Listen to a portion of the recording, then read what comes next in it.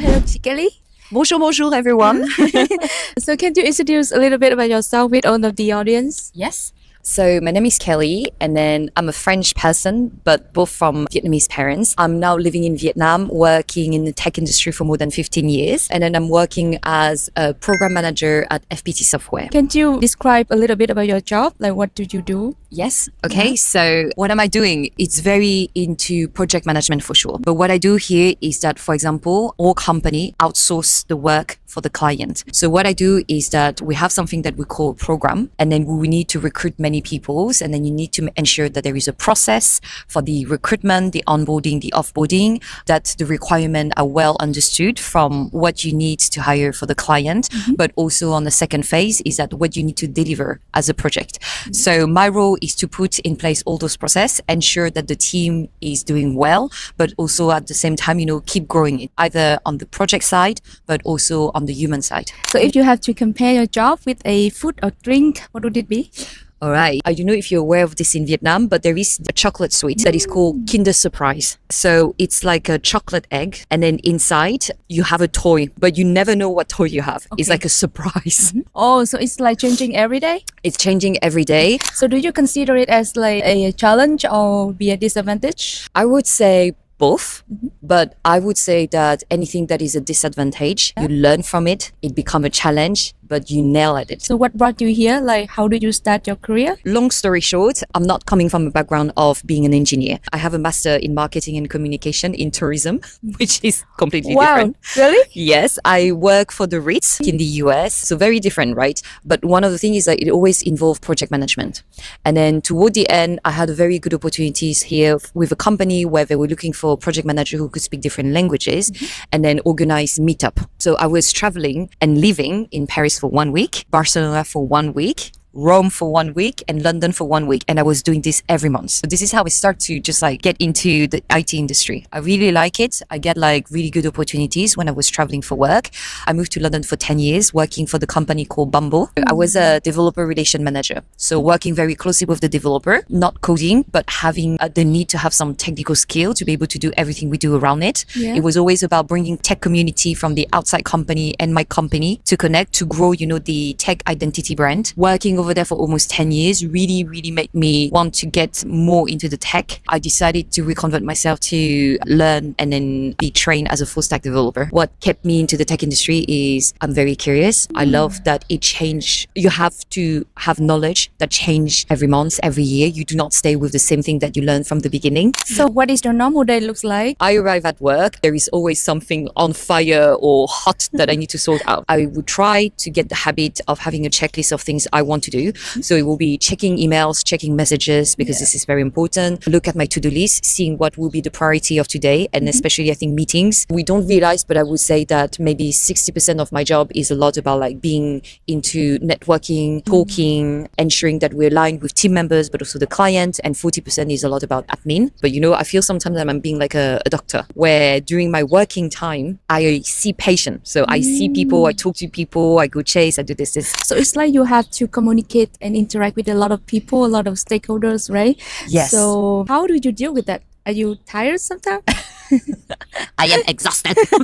I can't talk to anyone anymore. It's very interesting. So obviously it does take a lot of energy because remember that when you communicate with people, everyone has a very different way to communicate. Everyone has an expectation, and then sometimes you can say something that is clear for you, but it's not clear for the person in front of you. So adjusting your communication to each people is very hard, very demanding. You also have to remember the personality.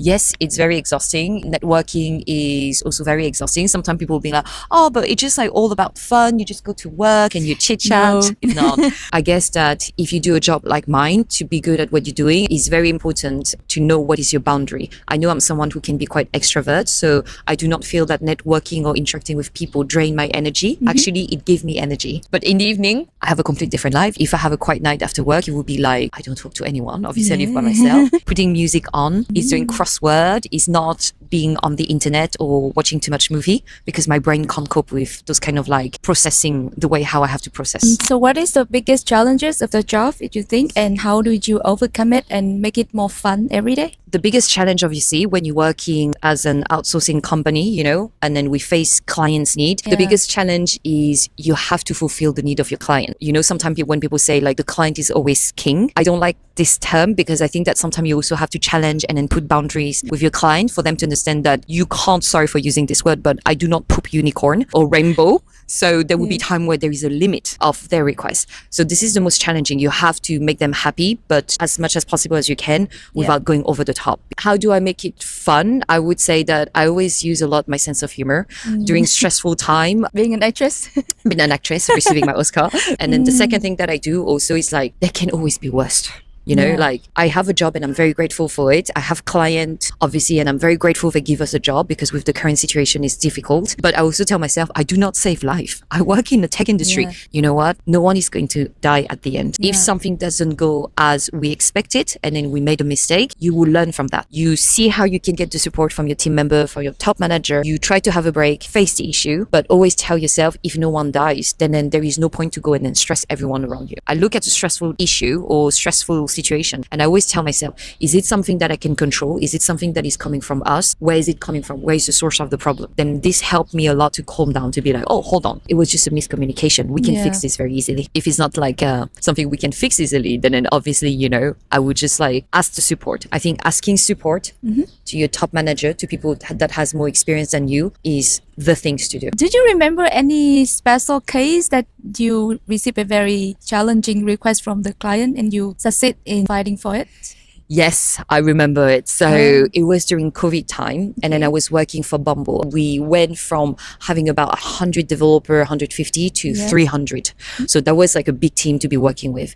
And then obviously with COVID, we tried to have a lot of like, you know, interaction for the people. We did not understood what it was and everyone was working from home. So my HR called me and being like, do you mind if in 2.5 weeks we can have a hackathon? That was a big challenge. Even I know it's not about delivering something for a client. I think like internally, the pressure that you have about like, you are being consider as being not the heart, but as being the person who tried to interact and then make people come together in a tech industry. And then suddenly they give you a whole deadline. You have to find a tech concept. You have to find a theme. When you create that theme, do you need to create any support to help the people to understand better what is the current issue? So you have to bring user research to be able to do analysis, to give like some context. Second, you have like those kind of things about merchandise, logistic. How do you get people to sign in? How do you do all the marketing? You have to write all the content and everything like this. So with a lot of work, I think with very little sleep at that time, we made it happen. I remember that we had more than 90 participants. Obviously, I think the stress, the deadline, everything, this is how I become very creative, I think. But also adding a little bit of fun, right? Like, okay, so you have worked with a lot of different clients from the US to UK and French. Yes. So do you signal some differences between them? Oh, yes. Yeah. It's like the animal kingdom. I would call this as being the animal kingdom. We all live in the same world, but you know, like each species has such a very specific way of being, communicating. And yes, there is a massive difference. I would suggest to anyone who is working with people around the world to always be very mindful about the business mindset of each country. I think this is how you can succeed a lot. So I would say American, they're very straightforward. They know what they want. They have deadline and then it's A or B. It can't be the middle and it's all about like money. My time is money. Fair enough, right? European people is very, very interesting. They look very uncertain of what they want. They like to take their time. They're so picky and they're all about details and they take so much time to decide on one thing. It can look a bit sometimes like they're being unorganized, but actually I guess it's all about like having the fineness of the product. Even if you look at the other product, you know, the food that we love to make in France, in Italy, you make pasta, it takes you 3 hours, but it doesn't matter that it takes you 3 hours because the product is quality. And I would say Asian, they are so skillful. I never seen people being so knowledgeable and so productive, paying attention to details and quality. And when they're expert, they're like really, really good expert.